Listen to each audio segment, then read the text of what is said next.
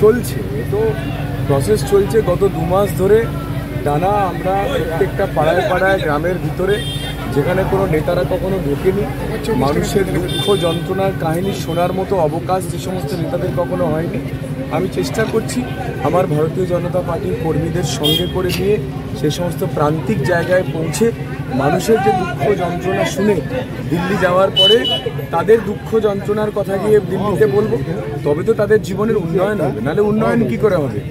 Main রাস্তার ওপর দিয়ে মার্সিডিজের ওপরে হাত নাড়তে নাড়তে গেলে কি প্রান্তিক মানুষের উন্নয়ন হবে?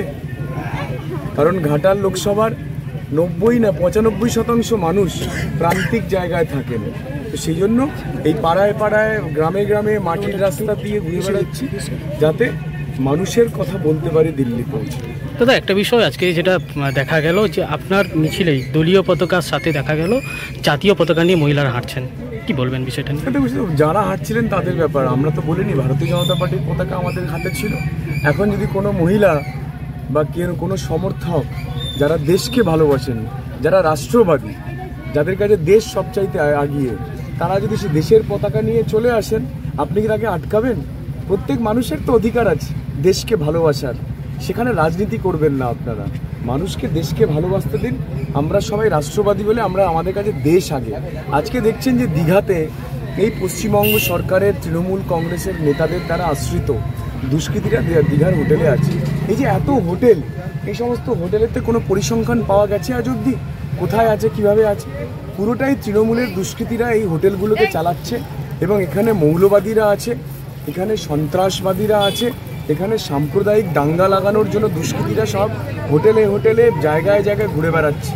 আপনারা পশ্চিমবঙ্গের বিভিন্ন জায়গায় দেখছেন হঠাৎ করে খুঁজে পাওয়া যাচ্ছে। আসলে গোটা পশ্চিমবঙ্গটা একটা বোমার বারুদের ওপরে দাঁড়িয়ে আছে। আপনারা ভূপতিনগরে দেখেছেন যে সেই বোম বাঁধতে গিয়ে সেখানে 3 জন উড়ে চলে গেল, ছাদও উড়ে চলে গেল।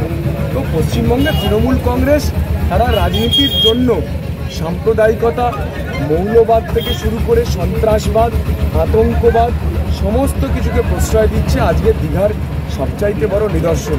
রাজনীতি ভুলে যান দাদা, আপনারা সাংবাদিক। আপনাদের জীবন, মানুষের জীবন, আমাদের জীবন, সবার জীবনের মূল্য আছে। বা তৃণমূল কংগ্রেস এই পশ্চিমবঙ্গ রাজ্যটাকে মৌলবাদের কাছে, সাম্প্রদায়িক দুষ্কৃতীদের কাছে বিক্রি করে দিয়েছে।